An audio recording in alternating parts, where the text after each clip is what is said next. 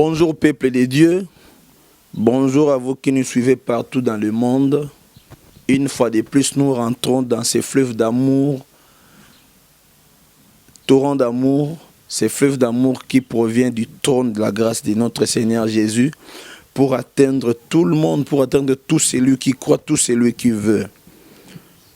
Aujourd'hui, nous avons la grâce de Dieu de vous parler sur le péché, le pardon du péché. Mais ça, ce n'est pas le thème, parce que le thème, c'est les 4 qui condamnent et les 4 qui justifient. Et pour cela, nous allons lire les textes bibliques des évangiles, ou pardon, de l'évangile de Luc, chapitre 5e, du 17e au 26e verset. Lisons au nom du Seigneur. Un jour, Jésus a enseigné, les pharisiens et docteurs de la loi étaient assis, là, venus de tous les villages de la Galilée, de la Judée et de Jérusalem, et la puissance du Seigneur s'est manifestée par des guérisons. Voici des gens portant sur un lit un homme qui était paralytique, cherchaient à le faire entrer et à le placer sous ses regards. Comme ils ne savaient pas où l'introduire, à cause de la foule, ils montèrent sur le toit et ils descendirent par une ouverture avec son lit au milieu de l'assemblée devant Jésus.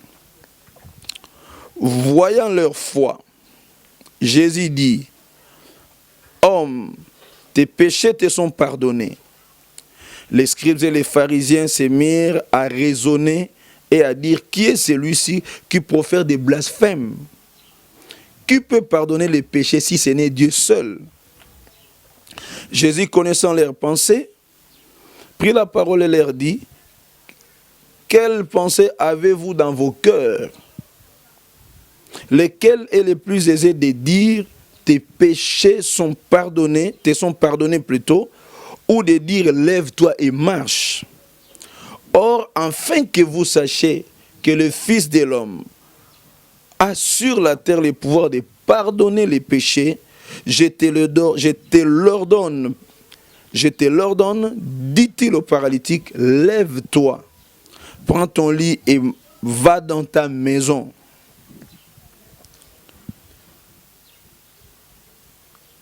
Et à l'instant, il s'éleva en leur présence, il prit les lits sur lesquels il était couché et s'en alla dans sa maison glorifiant Dieu. Tous étaient dans l'étonnement et glorifiaient Dieu, remplis de la crainte. Ils disaient, nous avons vu aujourd'hui des choses étranges. Prions le Seigneur. Seigneur d'amour, notre Dieu, Seigneur Jésus-Christ, nous te bénissons pour cette exhortation, pour cette lecture que nous voulons partager avec ceux qui nous suivent, avec ton peuple, avec tes enfants, avec ceux qui t'aiment, avec ceux qui veulent croire en toi, Jésus. Laisse que, Seigneur, cette leçon traverse nos vies et amène un changement pour la gloire de ton nom. Et que les chaînes tombent, qu'il y ait un renouvellement dans notre vie, dans la vie de nos auditeurs, au nom de Jésus. Amen. Ok. Après cette lecture, nous allons tirer quelques leçons. Vous m'excuserez de ne pas être très classique. C'est-à-dire, sachant que ici, nous nous retrouvons dans un contexte de guérison d'une personne qui a été condamnée par le péché. C'est-à-dire que Jésus s'est retrouvé dans son travail de chaque jour de la prédication de la bonne nouvelle. Il prêchait la bonne nouvelle, il prêchait toujours en Galilée, il prêchait toujours, mais ici on dit que les gens sont venus de Jérusalem, de la Judée. Les gens sont venus de partout, c'est-à-dire ils n'étaient pas à Jérusalem, ils n'étaient pas en Judée, ils étaient ailleurs. Ça, ce n'est pas notre problème. Et Jésus faisait son travail par-ci, par-là. Mais je vais attirer votre attention par le fait que Jésus a guéri quelqu'un qui était lié par le péché. Par les péchés. Au point que Jésus ici a utilisé parmi ses prérogatives la prérogative de sa divinité. Vous voyez, Jésus agissait parfois comme un homme, Jésus agissait parfois comme un prophète, Jésus agissait parfois comme un sacrificateur. On a déjà partager avec vous des passages bibliques comme ça, mais Jésus ici a agi en tant que Dieu, en tant que le Créateur. Mais ici, beaucoup plus en tant que le Dieu créateur qui pardonne à sa créature. Mais quel est le problème ici? On amène quelqu'un là où Jésus est en train de prêcher dans une maison. On amène une personne malade, une personne qui était sur les lits. Et à suivre les explications, cette personne était transportée par 4 personnes. Alors quand je regarde cette personne qui était transportée par 4 personnes, je me dis ouf, 4 dans la Bible, qui signifie beaucoup de choses. Je ne vais pas entrer dans les explications du chiffre 4, mais je vais plutôt prendre un sens simple à comprendre. Quel est ce sens? Si 4 personnes doivent transporter quelqu'un, ça signifie que son état est compliqué. Ça signifie que son état exige vraiment plus de 2 personnes. Ça signifie que cet état exige de l'équilibre. Ça signifie que son état exige vraiment une stratégie avec beaucoup d'efforts, parce que 4 personnes dans la physique, déjà 2 ça équilibre.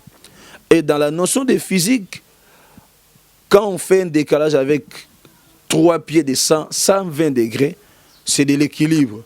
Et quand on doit aller jusqu'à 4, je vous dis que ça, c'est vraiment de l'équilibre absolu. Absolu. Alors, ça, c'est dans la notion d'équilibre. Et 4 personnes ont apporté cet homme. Peut-être ici, les gens seront étonnés, mais ces 4 ici sont entrés par où? Ils sont entrés par la toiture. Est-ce qu'ils ont enlevé des tôles? Est-ce qu'ils ont détruit les plafonds? C'était quoi au fait? Le contexte est tel que dans la Judée, dans la Palestine antique, les riches avaient des maisons qui avaient des ouvertures au-dessus. Donc leur toiture n'était pas tôlée comme nous avec des plafonds. C'était des toitures bétonnées. Vous connaissez des toitures bétonnées, mais qui avaient des ouvertures au-dessus. Au point que parfois quand il faisait très chaud, à cause du climat, parfois ces gens-là, le papa, le mari avec sa femme, pouvaient monter au-dessus. C'est de la même manière que nous utilisons nos balcons aujourd'hui des immeubles pour que les parents aient un peu de l'air. C'est dans ce sens-là. Alors, son ouverture pouvait permettre à ce que les gens descendent jusqu'à l'intérieur de la maison. Et c'est comme ça que ces gens ont cherché un moyen. Et ils sont montés jusque là au-dessus pour faire descendre cette personne malade. Ça, c'était une précision seulement contextuelle. Mais revenons à ce qui me concerne moi. Ce qui me concerne directement. Mais je me dis, 4 personnes ont transporté cet homme.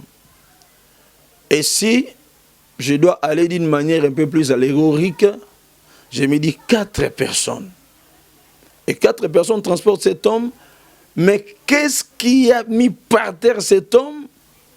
Jésus dit, tes péchés te sont pardonnés. Ça veut dire que cet homme avait un problème.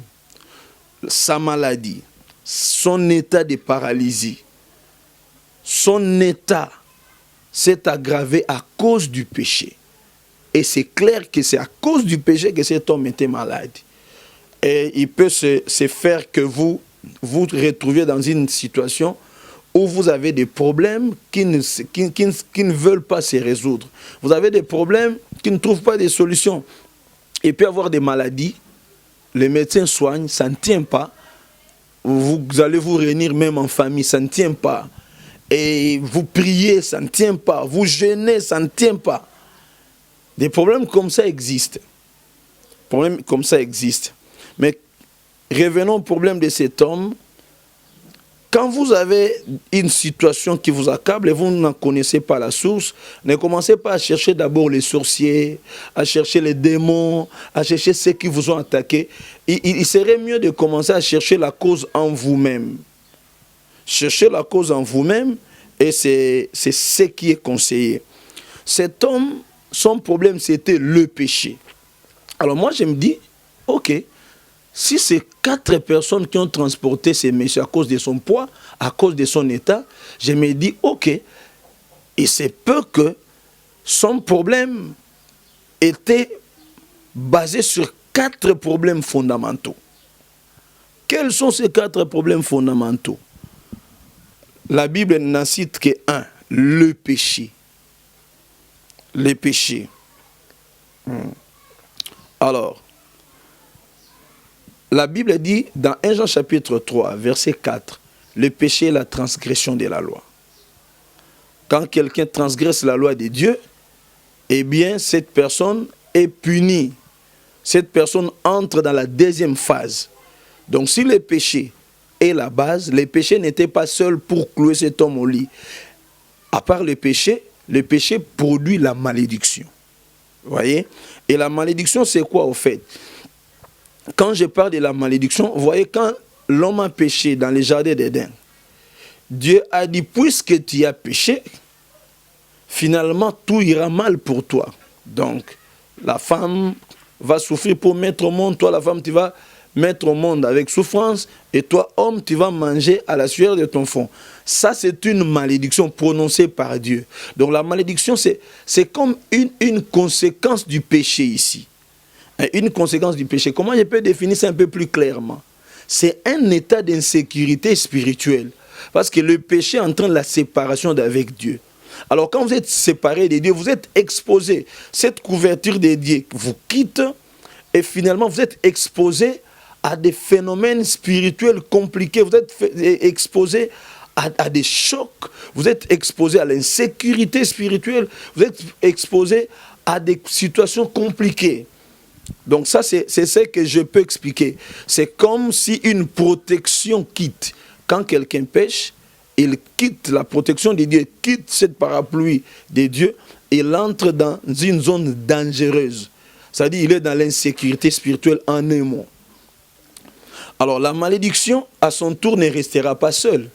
Cette insécurité spirituelle qui est la malédiction, ici, va donner l'accès aux mauvais esprits dans votre vie.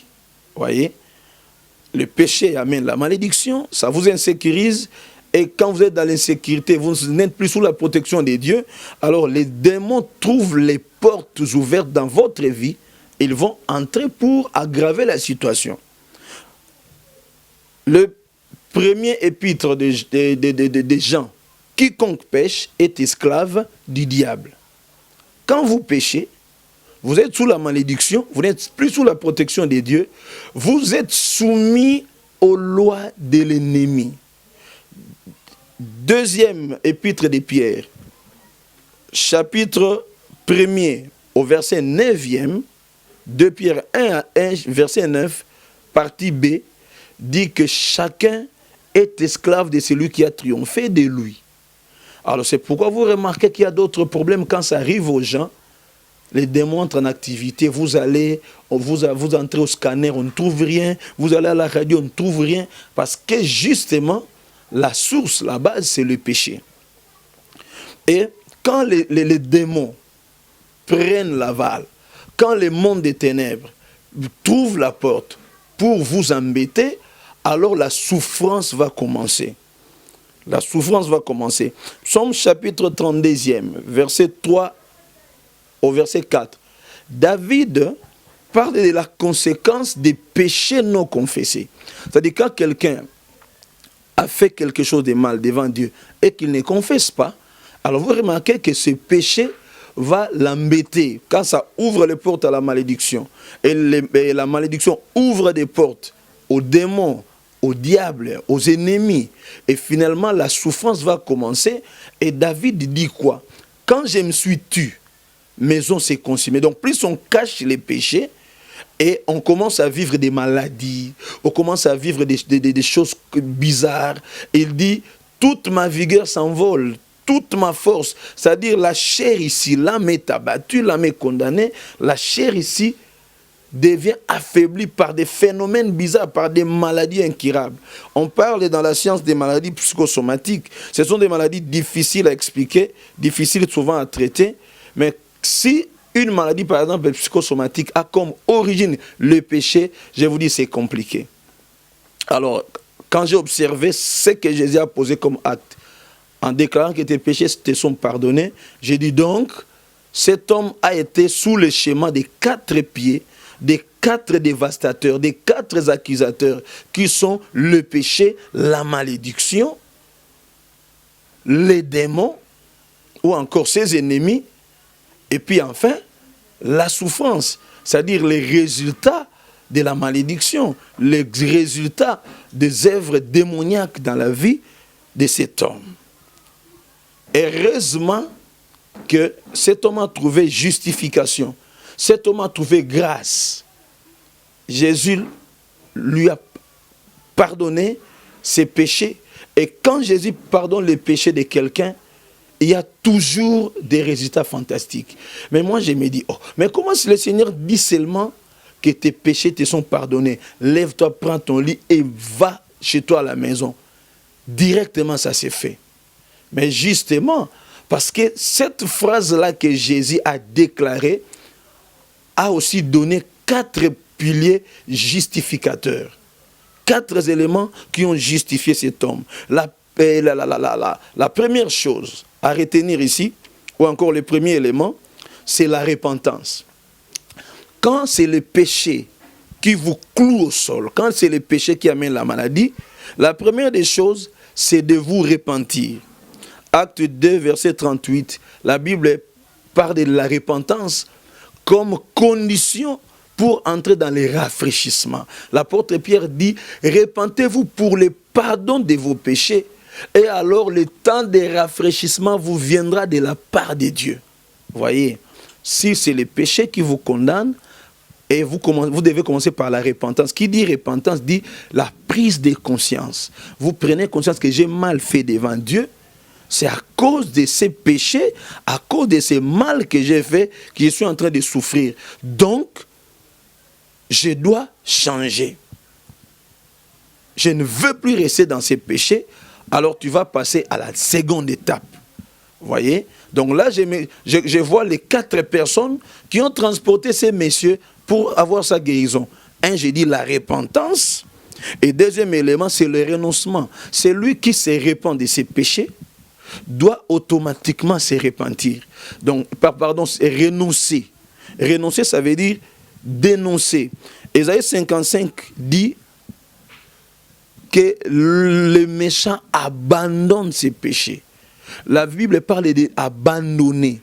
Abandonner les mauvaises voies, abandonner l'iniquité, abandonner les péchés. Abandonner, ça veut dire renoncer, autrement refuser ce que vous avez fait, refuser ce que vous avez fait pour ne plus y revenir. Troisième chose, aux troisième personne, je considère ces piliers comme des personnes, ces piliers justificateurs. La dénonciation. Proverbe chapitre 28, verset 13.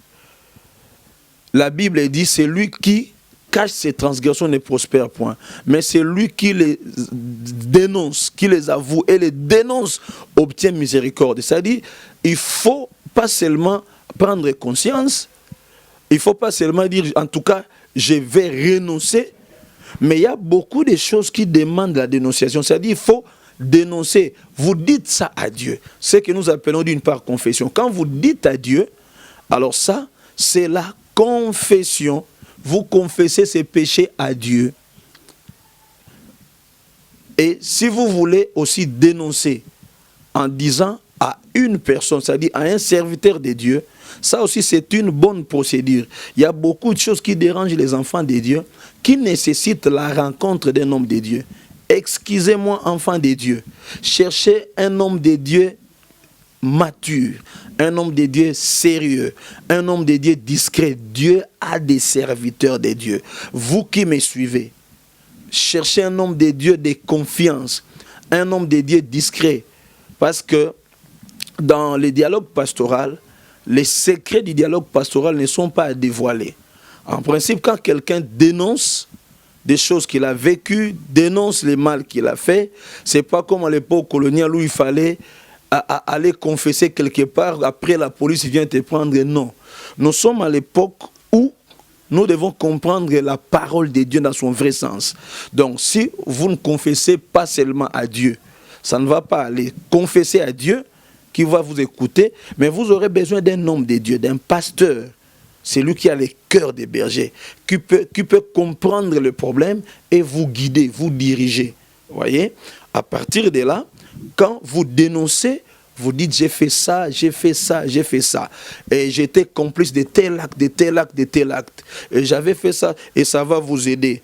Alors le pasteur saura vous guider par la parole de Dieu et vous ramener dans vos droits. Et le Seigneur va vous pardonner, le Seigneur va vous guérir. Et le quatrième pilier, justificateur. Maintenant, si vous dénoncez, ne revenez plus là parce que vous avez déjà renoncé, vous avez dénoncé. Maintenant, vous devez marcher dans la nouveauté de vie. Romains chapitre 6, verset 4 nous dit, quand nous entrons dans le Seigneur, quand nous sommes plongés dans la vie de Jésus, hein, ici on ne parle pas de baptême d'eau seulement, mais on parle de toute la vie de Jésus. Quand nous sommes plongés dans la vie de Jésus, nous ne devons plus reculer et nous devons marcher dans la nouveauté de vie. Nous devons désirer cette nouveauté de vie. C'est possible par le Saint-Esprit, c'est possible par la parole de Dieu, c'est possible de plusieurs manières. Dieu a placé tous les mécanismes pour que nous marchions dans la nouveauté de vie. Je vais vous raconter une histoire qui m'a toujours fait mal, une histoire que j'ai vécue. La mort d'une sœur. Comment cette sœur est décédée? Eh bien, écoutez, cette sœur servait Dieu avec nous. Elle chantait, elle était zélée, elle craignait Dieu. Elle était félicitée par tous les gens du quartier, parmi les jeunes filles. Mais à un moment donné, la puberté venant, et je me dis qu'elle n'a pas peut-être été encadrée comme il se devait. On était tous jeunes, on avait des adultes, je ne sais pas. Et à un moment donné, les gens lui prodiguaient des conseils parce qu'on voyait qu'elle commençait à suivre un jeune homme. Le jeune homme n'était pas sérieux au fait. Et nous lui avons prodigué des conseils. Elle est devenue plutôt hypocrite. À un moment donné, il s'est fait que la fille s'est retrouvée enceinte. Maintenant, il fallait seulement dire aux hommes de Dieu l'auteur de cette grossesse, dire aux parents, dire aux hommes de Dieu, dire à nous qui l'encadraient, dire à nos dirigeants de l'époque, elle ne l'a pas fait. Comme elle ne l'a pas fait, alors à un moment donné, il fallait qu'elle mette au monde, elle a mis au monde, sans problème. Elle a mis au monde sans problème, et maintenant, elle est sortie même de la maternité. Quelques jours après, des complications ont commencé. Des complications ont commencé, et puis l'enfant est resté à la maison, on a ramené la jeune sœur à l'hôpital. Alors, les médecins cherchaient la maladie, ils ne trouvaient pas sa maladie. Curieusement, un jour, j'étais au bureau, on m'appelle au téléphone, écoutez, tu dois venir à l'hôpital. Je suis venu à l'hôpital, je suis allé à l'hôpital dans la salle d'urgence et on m'a fait voir la sœur, je lui dis, écoute, dis-nous ce qui ne va pas. Qui est le père de ton enfant? Et elle était incapable de nous le dire. Qui est le père de cet enfant? Comment s'appelle-t-il? Où est-ce que ce papa habite? Tout ça, la sœur a gardé ces choses. Plus elle gardait le secret, plus son état s'aggravait, s'aggravait, s'aggravait. Chaque jour, on m'appelait pour venir à l'hôpital. J'ai essayé de l'exhorter. J'ai dit, comme tu parles, dis la vérité. J'ai appelé même une maman. J'ai dit, peut-être elle a autre parce que moi, je suis son frère. Toi, maman, essaye de causer avec ta fille comme toi, tu es une servante de Dieu. Bref, la fille n'a rien dit. La nuit, elle dort et puis elle voit des fourmis qui sont en train de ronger tout son corps. Les fourmis entraient par les narines, entraient par la bouche et sortaient par les oreilles. On m'a appelé au bureau. Je suis allé à l'hôpital et j'ai dit à cette sœur, ça signifie que tu caches tellement de choses et si tu ne confesses pas, tu risques, pendant que tu vas confesser, ça sera trop tard. Oh Dieu, c'est malheureux. Elle a retenu ses secrets et finalement, le jour où je suis aggravé, elle ne parlait plus. Bref, la sœur est morte. Tout le monde m'a dit, frère, pasteur, ta sœur ici, c'est de sa faute. Elle-même a dit, pardonnez-moi parce que j'ai caché des choses. Et là, finalement, le temps de dire la vérité, c'était trop tard, la sœur est décédée. Et quelques jours après, on l'a enterrée. Un mois après, son enfant là est décédé. Vous voyez, il y a des maladies, il y a des problèmes qui nous arrivent parce que nous cachons la vérité, parce que le péché est à la base. Il faut se repentir, il faut renoncer, il faut dénoncer ce que vous avez fait, un homme de Dieu sérieux, digne de confiance, discret, et il faut marcher dans la nouveauté de vie en Jésus. Psaume 32, verset 6 dit, « Heureux l'homme qui t'est pris au temps convenable. » David a compris que on renonce quand il faut, on dénonce quand il y a encore temps. Il faut dénoncer quand vous parlez, quand l'occasion est là, faites-le parce que vous ne savez pas ce qui arrivera demain. Peut-être que vous souffrez encore pour rien parce que vous n'avez pas encore dénoncé. Vous n'avez pas encore pris la décision d'abandonner. Prenez décision. Le Seigneur va vous pardonner. Tout ce que vous avez fait, ne dit rien à Dieu. Si vous voulez vous repentir, Dieu acceptera votre repentance. Dieu vous pardonnera. Le Seigneur est bon et miséricordieux. Le temps où vous venez d'entendre ces messages, c'est le temps convenable pour vous repentir. Je vous en prie au nom du Seigneur. Suivez-moi dans cette prière. Seigneur Jésus, merci pour ces messages. Je prends la décision, j'ai pris conscience à partir de ces messages que c'est le péché qui me condamne dans la souffrance, dans la maladie, dans des problèmes. Seigneur, je prends la décision d'abandonner cette vie de péché. Je prends la décision de revenir à tes pieds. Je prends la décision de te déclarer dans ma vie comme Seigneur et Sauveur. Sois mon Seigneur, sois mon Sauveur, dirige-moi. Je refuse cette vie passée. Je refuse tout le mal que j'ai fait. Je le regrette amèrement. Seigneur, à toi, je vais tout raconter. À toi, je vais expliquer tout ce que j'ai fait. Et tu m'accorderas un homme de Dieu sérieux, digne de confiance à qui je vais aussi relater ces choses. J'ai besoin de marcher dans la nouveauté de vie. Aide-moi par ton Esprit Saint à vivre la vie de Jésus, à marcher dans la nouveauté de vie. Je te dis merci Seigneur. Que Dieu te bénisse, que le Seigneur te visite, que le Seigneur te fasse grâce, que de grands changements, que de grandes délivrances se réalisent dans ta vie, que tu sois béni au nom de Jésus. Amen. Ciao, à la prochaine occasion.